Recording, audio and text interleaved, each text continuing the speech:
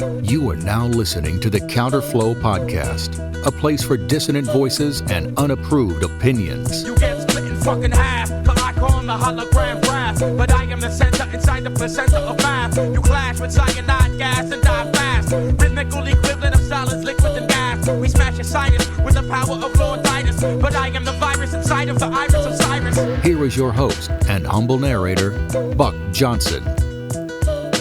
What's up, you guys? I'm very happy to bring you this bonus episode of the Counterflow Podcast. And I've had people in the past say, what do you mean by bonus? And so just to clarify, this show is released every Tuesday. And so that's 4 times a month. You get a new episode of the Counterflow Podcast.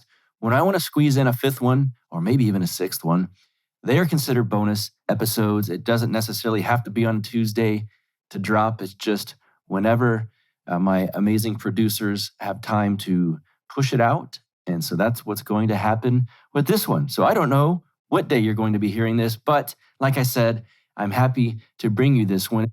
We often think about the university system and colleges across the United States and the world for that matter, and they are filled with a lot of unserious students who are kind of lost and just parrot whatever the fashionable trend opinions and political views of the moment are, and nothing super original.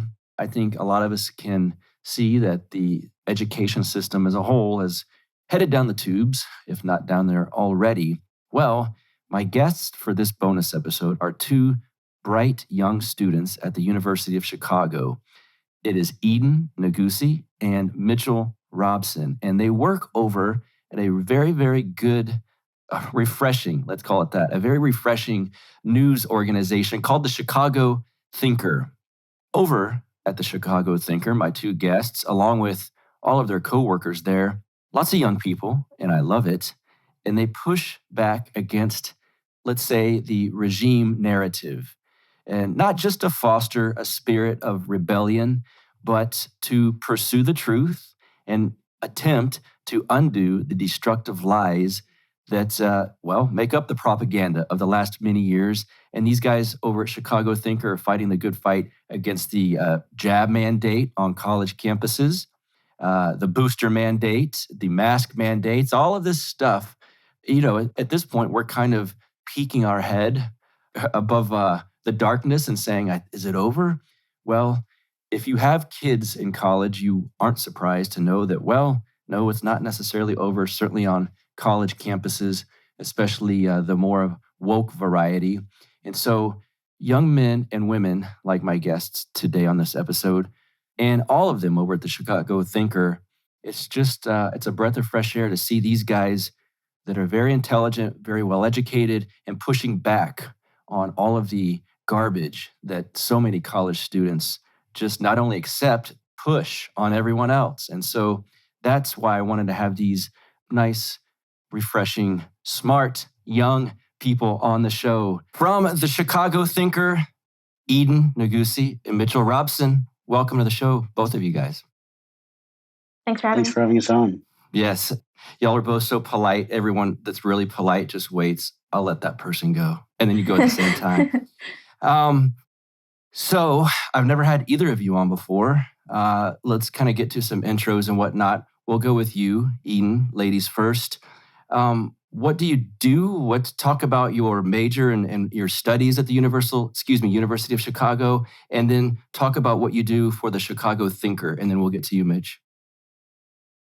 Well, like you said, I'm an undergraduate at UChicago. I took a couple quarters off, but I would be a sophomore right now.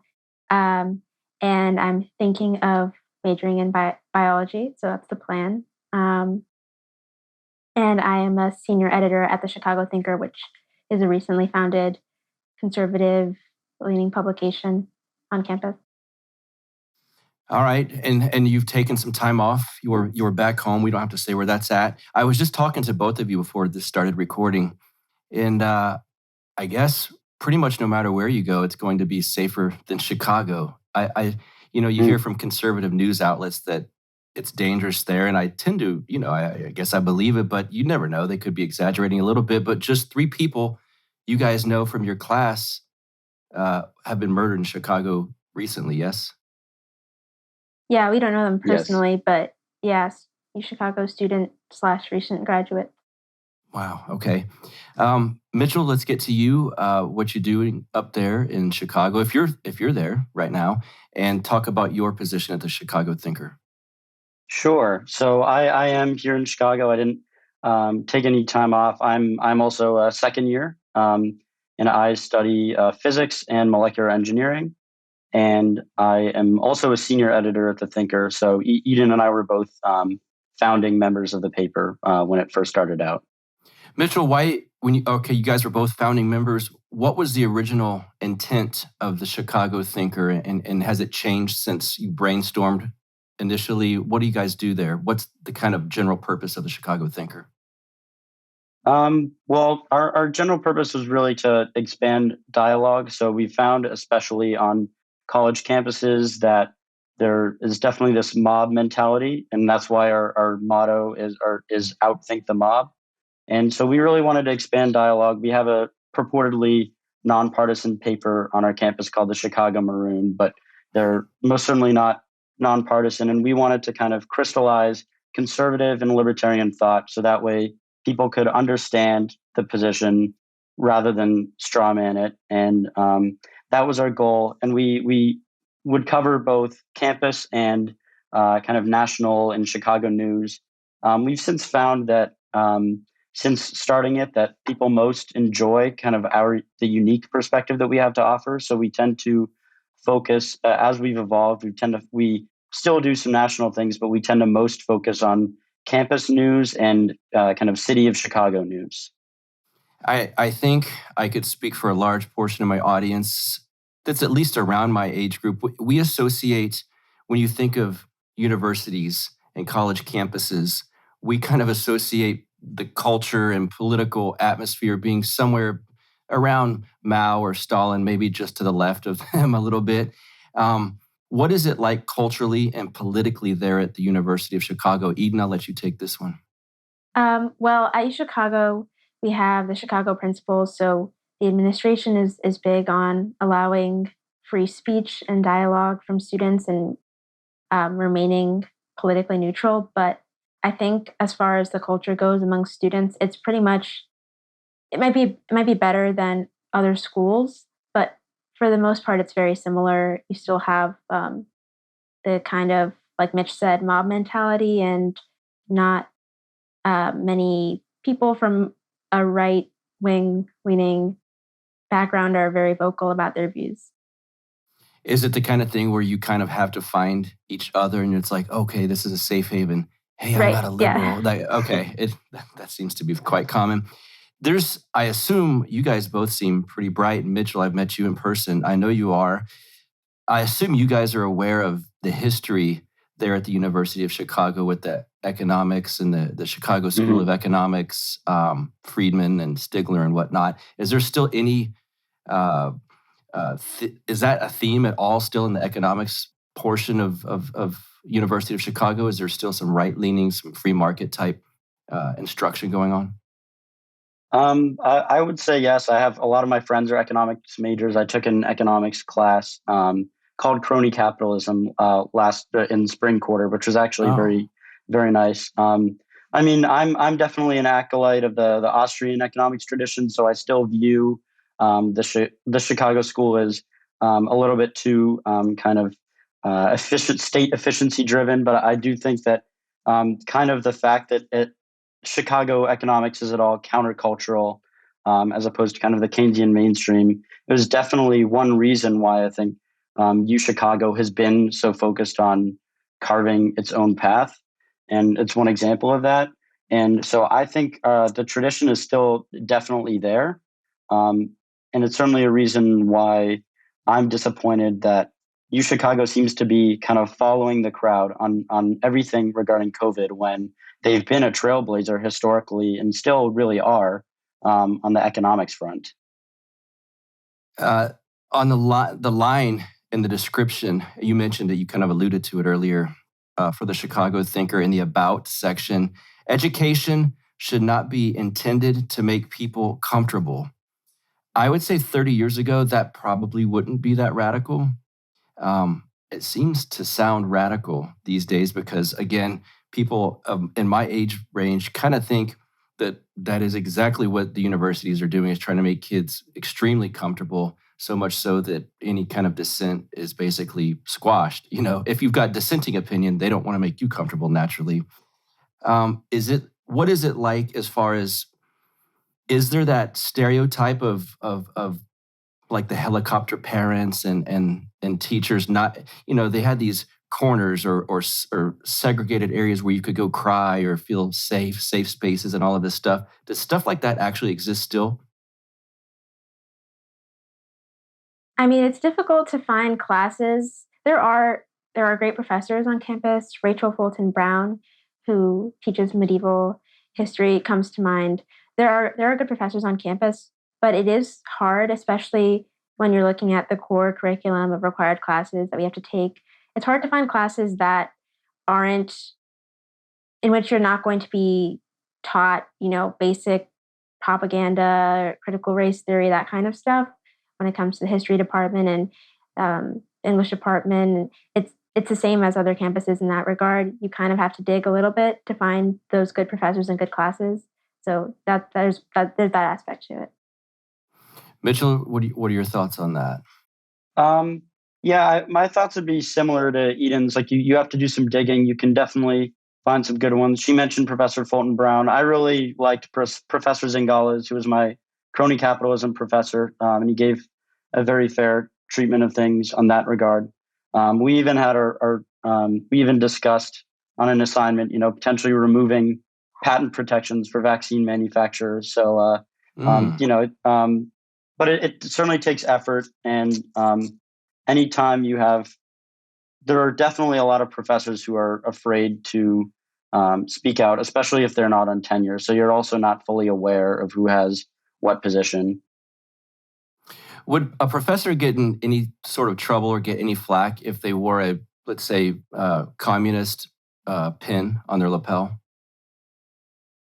Probably not. What do you think, Eden? So. I don't think so. What if they wore a Make America Great Again hat? Well, the university, I don't think the university, as far as the principles that they've outlined, the Calvin Report, in which they state that they are going to remain politically neutral, but that students and faculty have the freedom to espouse whatever political beliefs they want. I'm not sure if the administration would do anything to punish that teacher, but they would not be received well at all. Interesting. Okay. I have to ask some of these kind of silly questions because I'm so far removed from a college campus. I'm trying to kind of wrap myself in what it's actually like culture-wise. So I want to talk about the Chicago Thinker because you guys have been making news. In fact, you've been on national news a few times. Mitchell, what's kind of been some of the hot topic issues that people have approached you about and that you have been writing about? And we'll save the one about that specific professor. I want to get to that too. But outside of her, what kind of stuff have you been writing about that gets these headlines?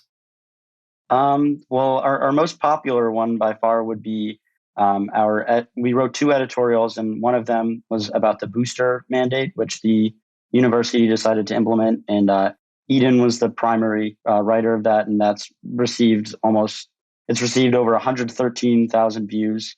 And so we were most known for that, our opposition to this booster mandate. We were late in the game with writing a vaccine, just an initial editorial against the 2 shots. And so when they announced the booster mandate, a 3rd shot, we knew that we had to jump in and say something. Eden, why did you take the reins on that and go about writing that editorial? Was it something that you were specifically passionate about? Yeah, for me, I would not, as difficult as the process is for getting exemptions and all of that, that was a line for me. I would not receive the vaccine in order to attend Chicago. If I ended up being forced to, I would have transferred or gone somewhere else. And so to see that they were implementing now not only a vaccine mandate where you have to get 2 doses of this experimental gene therapy, but now you have to get a booster mandate, and we're still going to have all these restrictions absolutely insane. What about people that have been going to the school for 3 years? They're about to graduate now. They've invested so much money and time, first of all, to get into the school and to, continue their education here. And now you're telling them that if they don't inject themselves with a third dose of this thing, that they have to leave. I mean, it's crazy. It's unethical, immoral, unsafe, all those things. Is it that you had to get the shot to attend in person? Were you, at least if you say, I don't want this shot, and they'll say, well, then you can attend class remotely? How would that have worked? No, you have to be compliant with the vaccine and booster requirements. So unless you have an exemption, a medical exemption or a religious exemption, you, as far as I'm aware, I don't think you can participate as a student. And you said you wouldn't do it, and you are still, although you're taking some time off, you are still a student at the university. So did they drop that mandate? Well, you can receive a medical or religious exemption, and I Okay. received a religious exemption. Okay. And you please say I can't answer that, or I don't want to, because I don't want to get personal. I have seen institutions will say, try to pick apart a religious exemption. And I've seen these questionnaires that's like, well, did you ever try aspirin? Or did you ever try XYZ? And they list all these other medications, kind of like a got you, like, well, see, that was tested on stem cells. And how long have you been going to church? Do you go to church every week? Who's your pastor? Who's your priest? I've seen stuff like that. Was it, by the way, for my people listening, those are illegal. You can't do that. And if anyone needs a proper one, you can reach out to me, because a few episodes ago, I had a lawyer on, Anthony Raimondo, and he can get you a proper one. It is illegal for them to do what I just mentioned. I unfortunately have seen it. Was it an easier process as far as religious exemptions go, or were you facing that kind of badgering? I know some people who had a harder time than I did. I didn't really have any difficulties on that front, but I know people did, especially with the medical exemptions. Yes. That was the worst. Our friend and colleague Arthur Long wrote a piece about it for The Thinker. He was granted a medical exemption by the university, and this was written by his personal physician. He cited risks regarding myocarditis and all of that stuff, and they granted him the exemption at first. And then later on, when he was well into the school year in the fall quarter, they revoked it, and they referred to it as temporary, even though they had granted him the exemption. What kind of medical exemption is temporary? And no reference. They also didn't. You're right. And no medical exemption. It doesn't make sense for it to be temporary. But there was also no reference up front to it being temporary. And he's also, a football player here, so he has every reason to be, consulting his doctor and having, very personal, kind of tailored medical decisions for himself. Right. What has been your experience, Mitchell, with the religious exemption, the medical exemption? Your thoughts on this mandate broadly? Yeah. So one thing I'll say is that they're very disorganized, and so we should keep in mind the fact that, first of all, if you have an exemption, you're not treated the same as other students. You do have to do special things that other students do not have to do. You have to. For a while, they had a mandatory weekly testing requirement only for unvaccinated students before they started again requiring everyone to get weekly testing. And unlike last year, where the testing was very annoying, it at least still was quick because they administered them in the dorms. This year, you had to go to a site, and this quarter, and you had to wait in lines, often up to 2 hours, which for people who know anything about UChicago, typically students don't have 2 hours in the day to stand in line like every week. And you had to take these tests. So that was bad. They had different masking requirements, like with dining halls for unvaccinated students. And then lastly, you also have to live in a single. You can't live with other people. So Arthur, for instance, can't live. He was going to be, when he came to football training camp prior to the start of fall quarter, he was supposed to be in a double.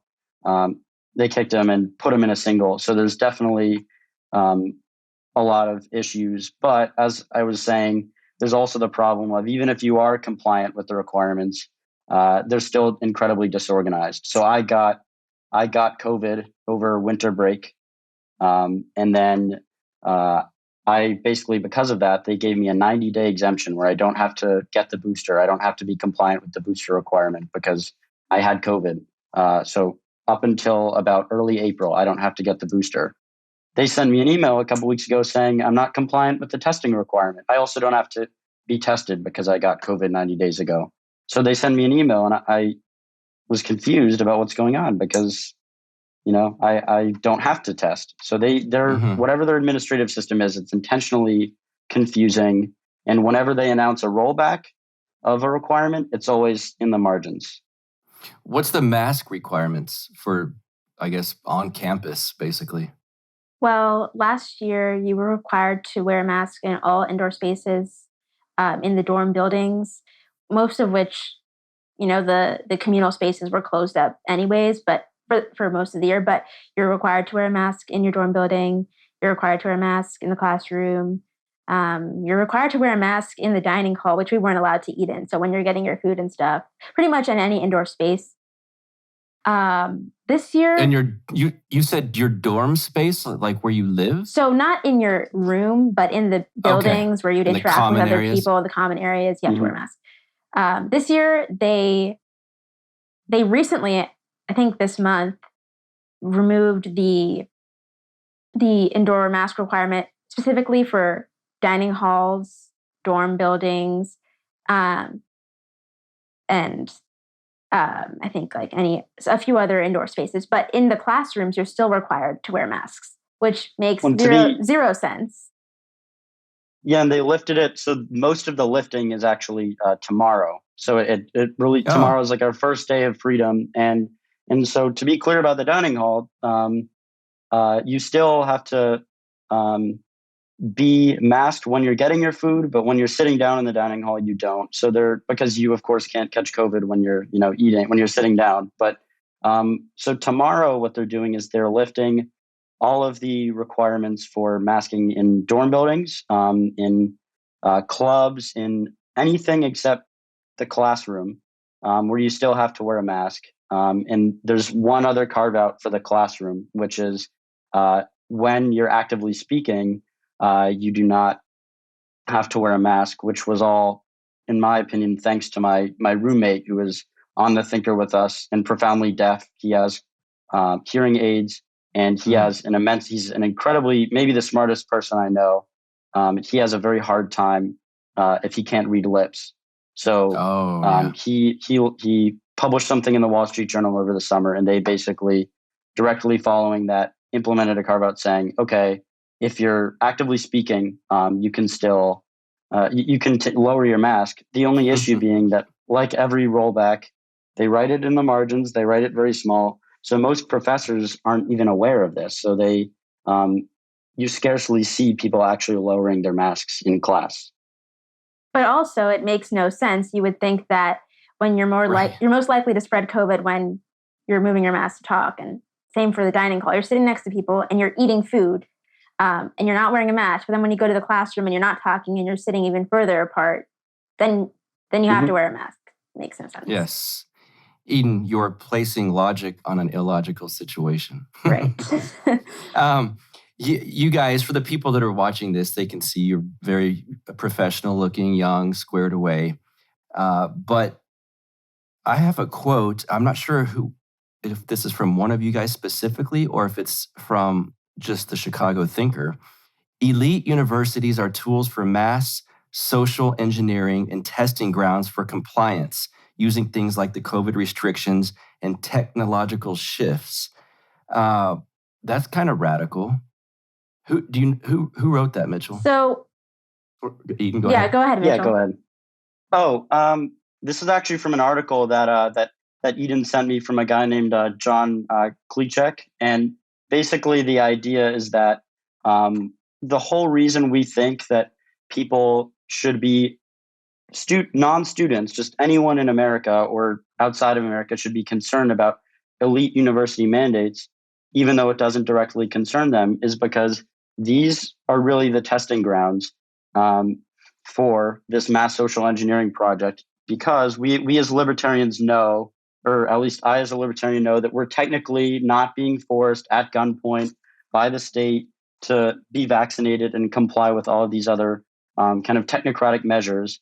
But we also know that universities are probably the best bubble where you can approximate very, very closely gunpoint coercion. We're not being forced at gunpoint to do anything, but students here, whether they're liberals, whether they're Republicans, libertarians, whatever they are, they will do almost anything to get that degree from a top 10, top 20 university. And so you're really, really approximating true coercion without actually getting there. And so you get to do this experiment with young people, the people least at risk for being seriously harmed or killed by COVID.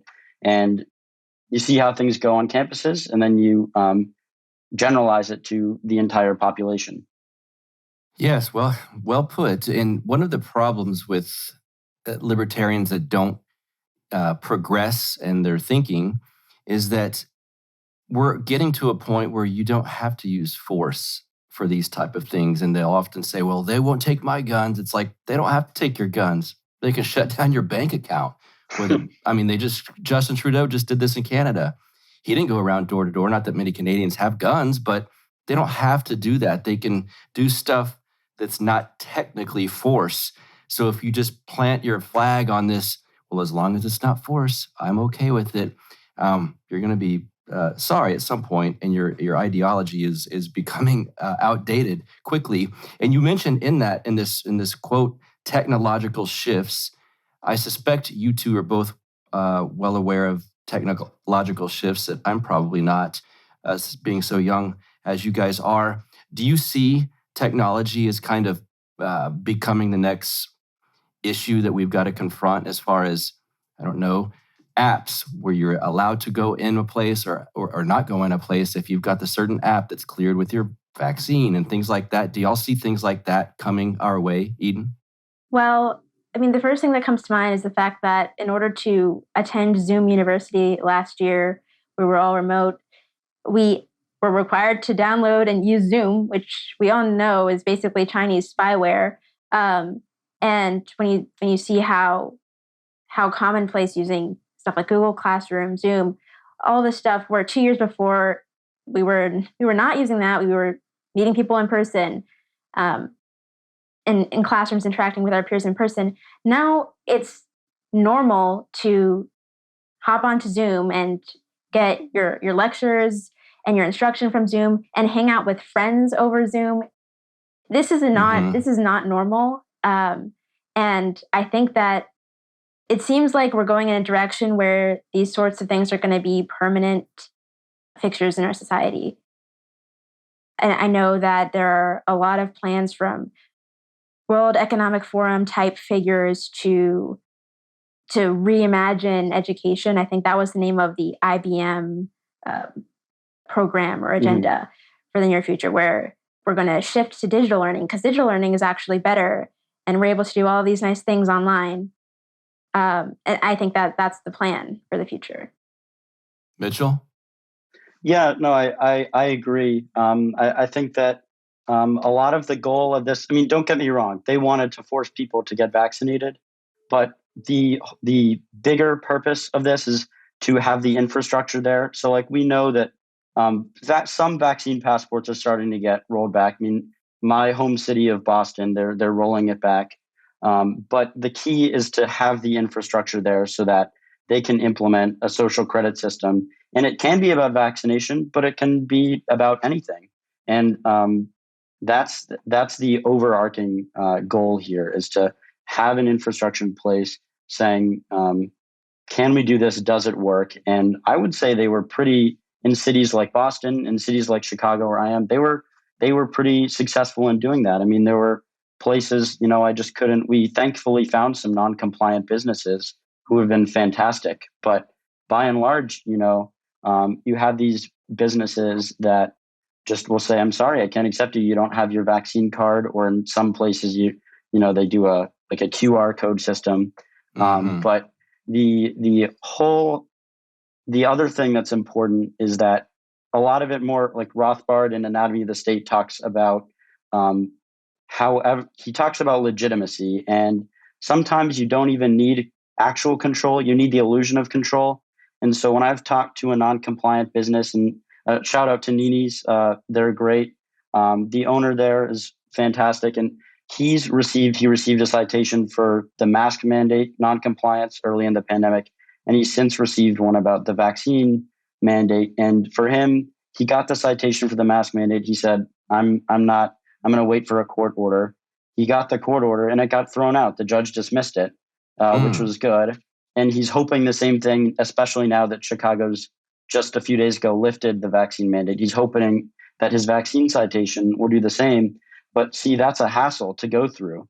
They may not actually, in the case of the mask mandate and hopefully the vaccine mandate, they may not actually force him to close his business again or to be fined, but they certainly give that illusion of control. And most people who are politically moderate or just not super strong will say, oh, okay, I'll do it. This is too much of a hassle.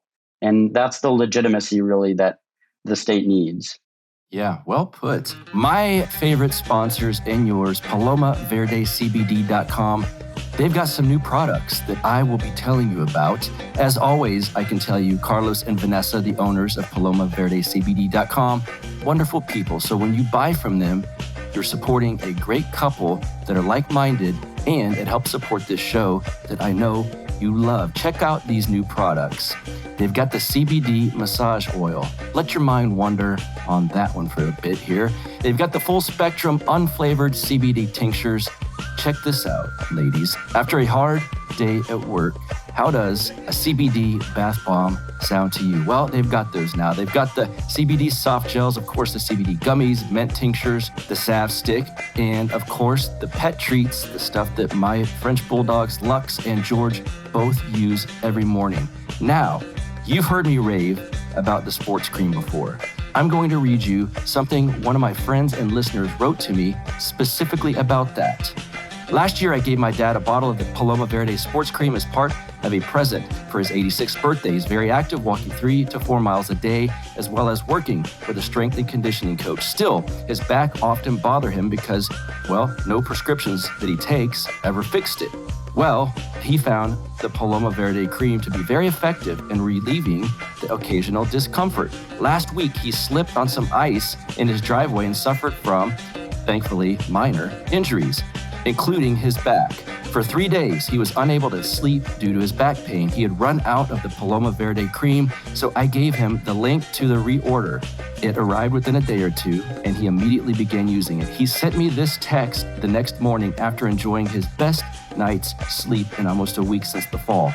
Quote, "The cream application last night worked like a charm. I was pain-free in just about any position," unquote. In addition, my sister, who was staying with him, was so impressed by his results that she ordered some for her husband, who regularly experiences leg pain at night. My dad resumed much of his regular activity and attributes much of his recovery to the Paloma Verde sports cream for the pain relief and just how much it helped him get the much-needed rest at night.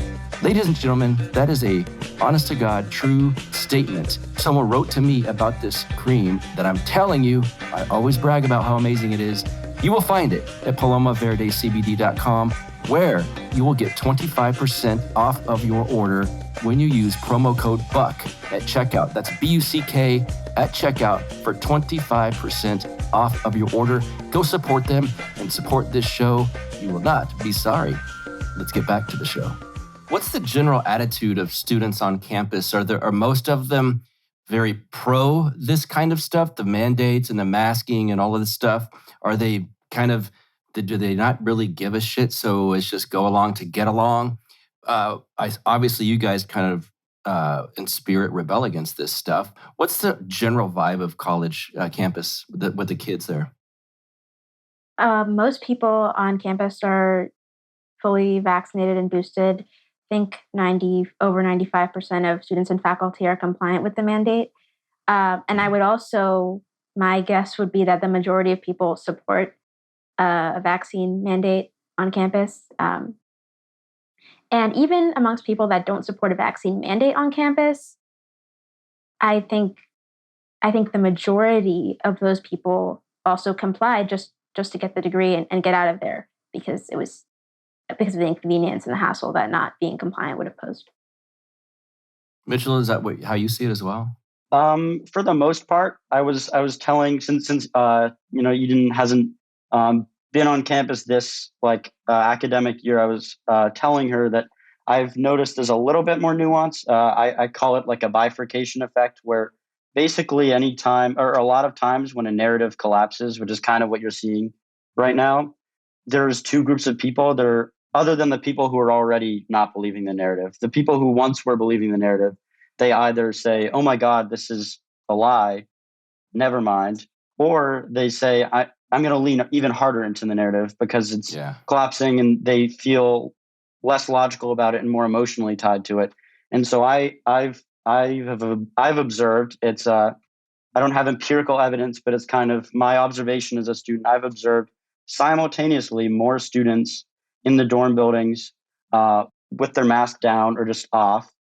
So people who are leaning away from the narrative, and at the same time, more people wearing N95 masks, or what I guess Tom Woods would describe them as suffocation masks, which is what I like to refer to them as. So you have people who have either gone away from it, or you have people who are saying, I'm going to, for a strain of the virus that's even way less deadly, I'm going to wear a much more constricting mask.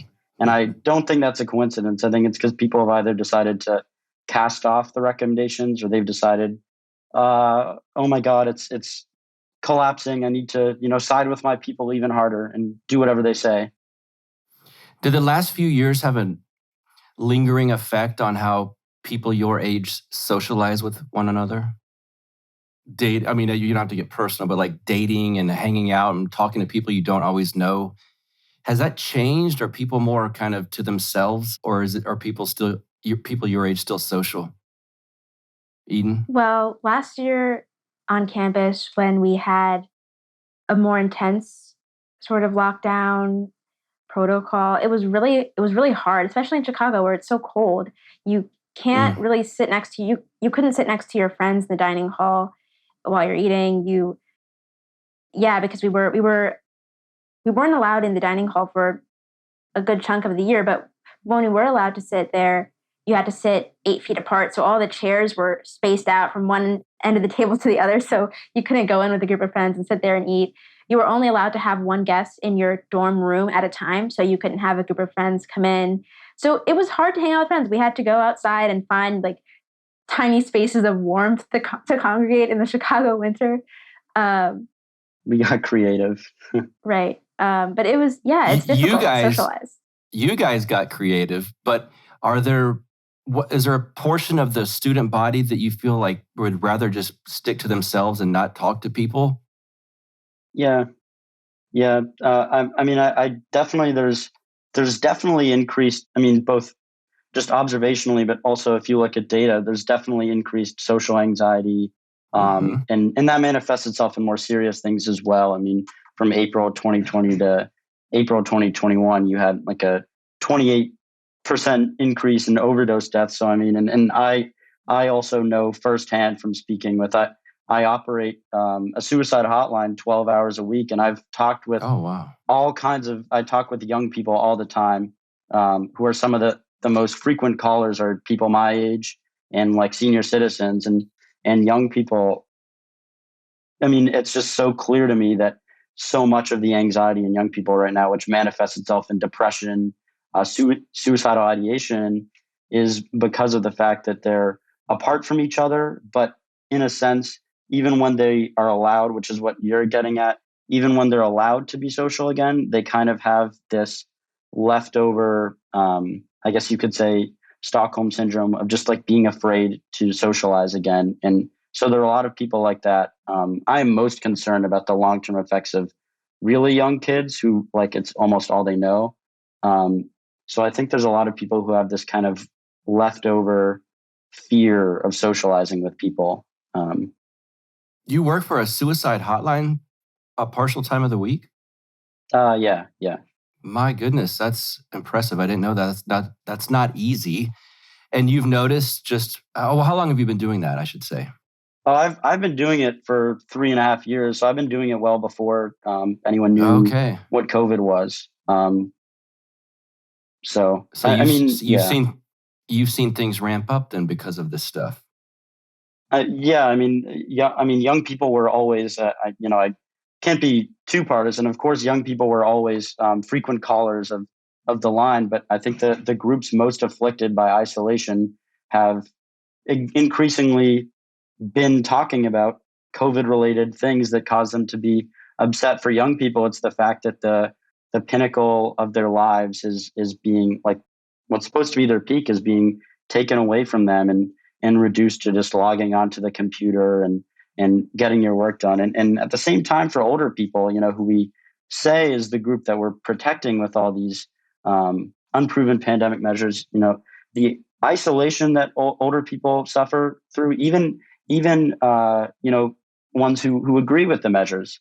It's very, very sad to just hear from people who they just don't see their family. They just live in an apartment by themselves, and that takes years off your life when you're older.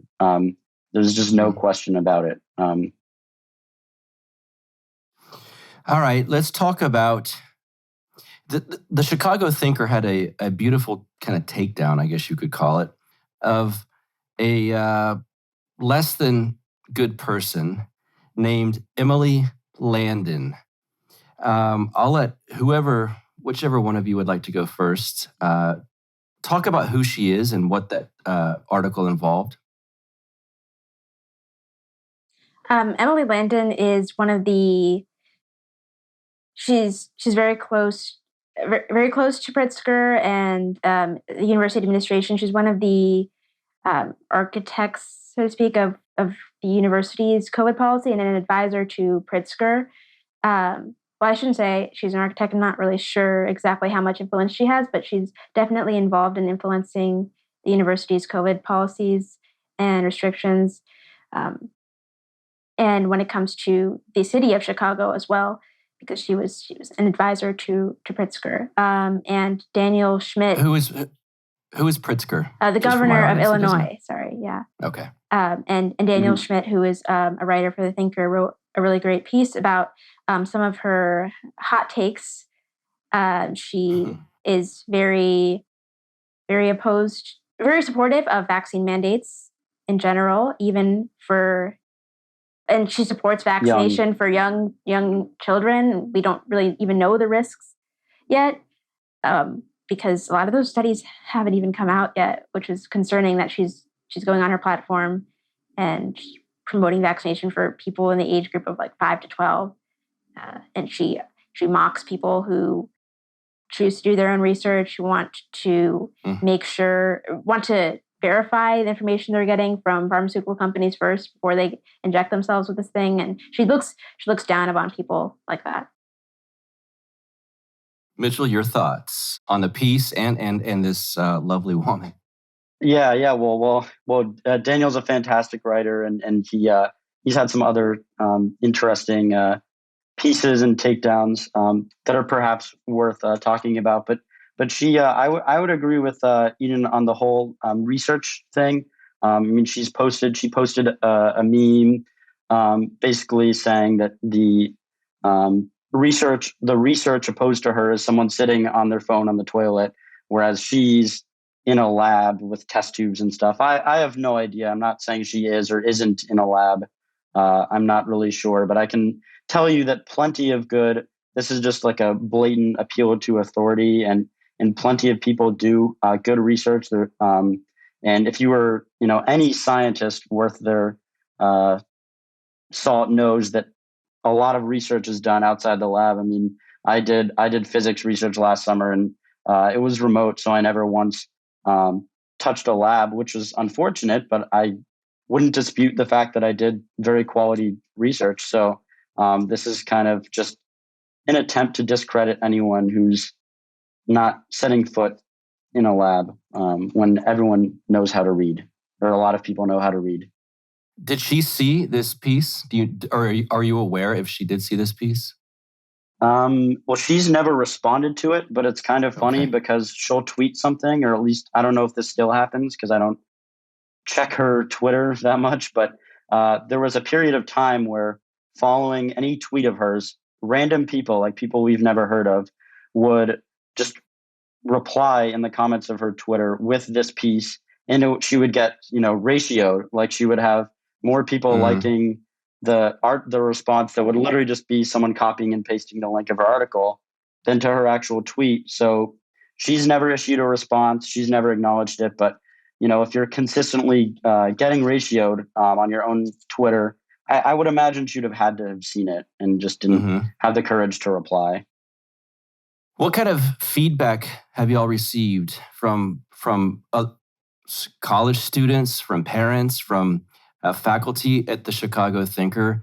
Have you received positive, negative, any pushback? Have they threatened to cancel you guys? How's that been received, basically? Well, as far as the student body goes, we obviously have a lot of critics. At any time we put a piece out criticizing the vaccine mandate or mask mandate on campus and in classrooms or whatever it might be, criticizing whatever the experts have to say, we always get a ton of people on social media complaining about us, calling us anti-science, anti-maskers, anti-vax people, and all of the usual insults and labels. But we have received a lot of privately, a lot of messages from parents, from some students too, that are happy that we're speaking out against this. Mm-hmm. And the appearances, I think I saw y'all. Well, I know I did, at least some of the staff there, on Fox News. Is that the only news outlet that has reached out to y'all? We've had multiple Fox appearances, and various other things I wouldn't necessarily characterize as a news outlet. But Okay. we had our writer NBC, Daniel was on the Larry Elder show, or and On the what? Jamil was on NBC. Oh, well, there you go. Okay. So when you guys make these national media appearances, do kind of, I don't know, people start flooding in with support? Has that affected anything? I mean, we've gotten more readers for sure. People seeing what we're doing. There aren't very many college students speaking out against the mandates in general. There's a I've couple noticed. I can think Right. of. I mean, I know some students at Cornell published an open letter, and there are a handful of other schools, but for the most part, people have really been silent about this. So when people see that there's a group of college students speaking out about it, it's obviously something that's rare nowadays. Yeah. Right. Go ahead. Excuse me. Go ahead, Mitchell. No, I mean, I think what's important, and I don't want to discredit Eden, who's an incredible writer, and I don't want to discredit the rest of the editorial team here, because I do think we did a uniquely good job writing this editorial. But it is important to understand that part of the reason we got so many views and notoriety for our booster editorial is because half of the battle was just taking the initiative to write this, and no one else was doing it. And there's a whole network of conservative papers that we know that are doing good things, but we were the ones who had the courage to write this. And so, yes, the other 50% was, Eden, myself, others working countless hours. So not to discredit that at all, but it's, interesting to see that we stepped up and we just said we want to write a piece criticizing these mandates. Mitchell, do you think it's generally the mission, we'll say just the existence of the Chicago Thinker, do you think it's made a dent in the plans of the regime at all? Do you think it's kind of helped out the cause of freedom and liberty in a sense? I mean, it definitely shows at the university level that the emperor has no clothes, and we know that they feel threatened because we mentioned the Maroon, and the Maroon has written. We don't pay much attention to them, but they've written countless hit pieces on us. We had hit pieces this year. We had a hit piece, multiple hit pieces last year, but one of them was calling for for censorship because they said that among the halls of UChicago, there might be the next Ted Cruz or Josh Hawley. Gosh, Ted Cruz. So we have to, rethink the Chicago principles of free speech because of that. And so what's been, they feel threatened because they write all of these hit pieces. And what's been really eye-opening for me is seeing a lot of these Maroon writers go on to like do internships at places like the Washington Post. And so for me, it's actually, I'd never thought of this before I was a college student, but I realized I can see the pipeline now of, the kids writing this propaganda for the Maroon.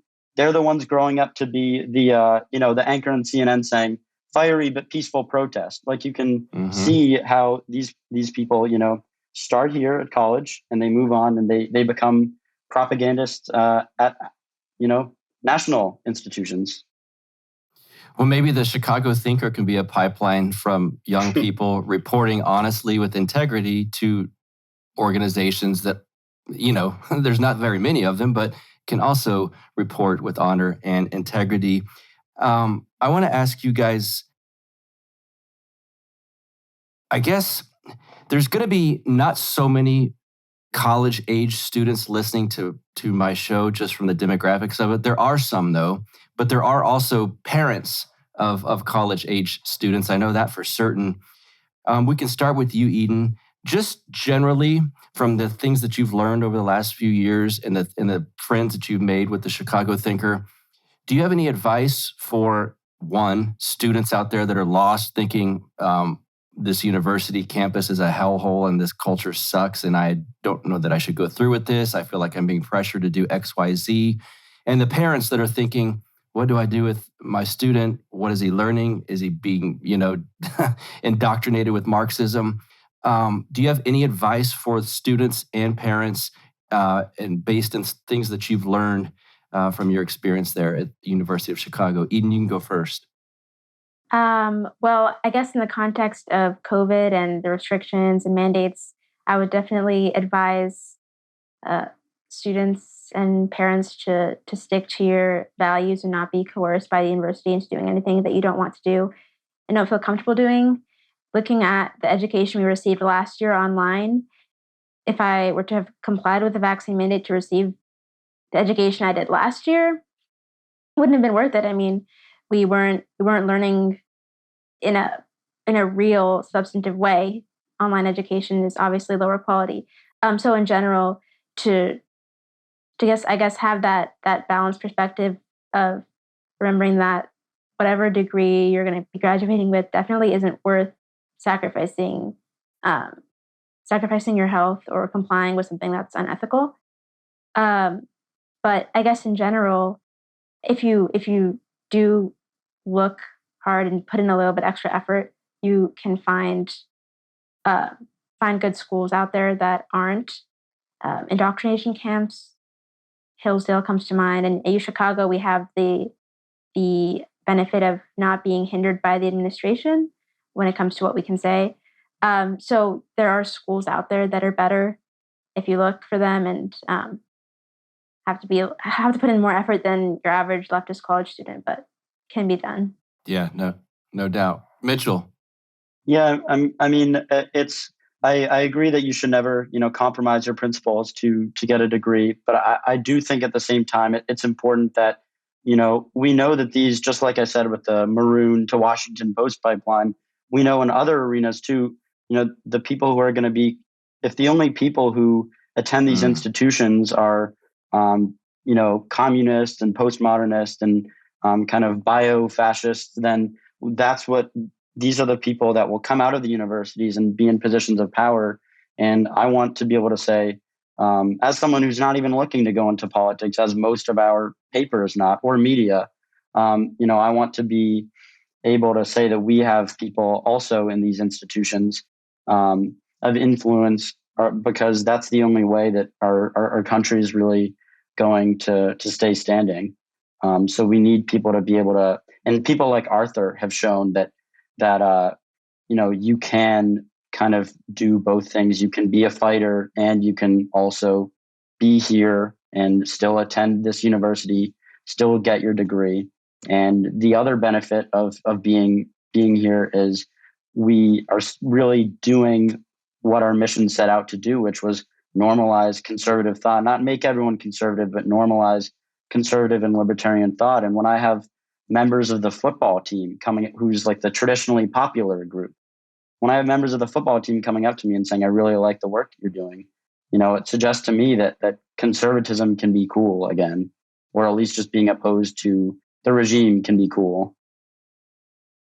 Yeah, I wanted to ask you that too before we get out of here. Have either one of you kind of made friends or acquaintances or people reached out that said, hey, I guess you did change my mind? Or does it feel like there's been growth in that manner at all, Eden? Well, I have had students reach out to me and say, I really like what you said here. Might not agree fully, but I respect what you're doing, especially after, having something that you post on social media get kind of just dragged by other leftist students. I've had people reach out and say, well, I might not agree with you exactly, but I do appreciate that you're offering another perspective. So there are people out there that are like that. That's always such an unnecessary qualifier to me. I don't agree with everything you say because I hear it obviously all the time. It's like, who cares? I didn't ask you to. But Mitchell, do you get some people reaching out and saying, you've changed my mind, or maybe I didn't look at things this way, but you guys might be right on X, Y, Z? Yeah, definitely. Obviously, definitely that kind of concession you guys just mentioned. But I would say yes. And there's people who are kind of in the middle. There's definitely people who maybe disagree with, say, tone or some other kind of thing that they say. I may not want to publicly support you, but I definitely agree with you. So that definitely happens. All right. Well, now you guys can plug whatever you would like to plug. I think that for Lent, Eden, maybe you're off of social media. But Eden, plug anything you'd like, whether you're on Twitter, whatever you'd like. Or you can say, I don't want to plug anything at all. I'm not on anything. I have nothing to plug. But you can follow the Chicago. You can follow the Chicago Thinker, though, on Twitter. I think our Twitter handle is @ThinkerChicago. And you can go to our website, chicagothinker.com. Mitchell. Yes. Yeah. Your turn. What Eden said, and also obviously our website, thechicagothinker.com. We have, you can subscribe. One of our other editors, Matthew, writes a very nice newsletter, including he often puts content from the Mises Institute. So, per my recommendation, of course. So that, and that's about all I would plug. I believe our Instagram handle is also the Chicago Thinker, but I'm not positive of that. So I would just look up the Chicago Thinker on Instagram. Got it. Thank you guys so much, Mitchell and Eden from the Chicago Thinker. Thanks for being here on the show. Thanks for having us. Thank you so much. Yes. All right. Hope you guys enjoyed a nice little bonus episode of the Counterflow podcast. And now, back to our regular scheduled weekly drops. I will talk to you guys soon. Have a good one. You get split in fucking half, till I call the hologram brass. But I am the center inside the placenta of math. You clash with cyanide gas and die fast. Rhythmical equivalent of solids, liquid and gas. We smash your sinus with the power of Lord Titus. But I am the virus inside of the iris of Cyrus. Like the sound of the Counterflow podcast? Our audio production is provided by Podsworth Media. Check them out at podsworth.com.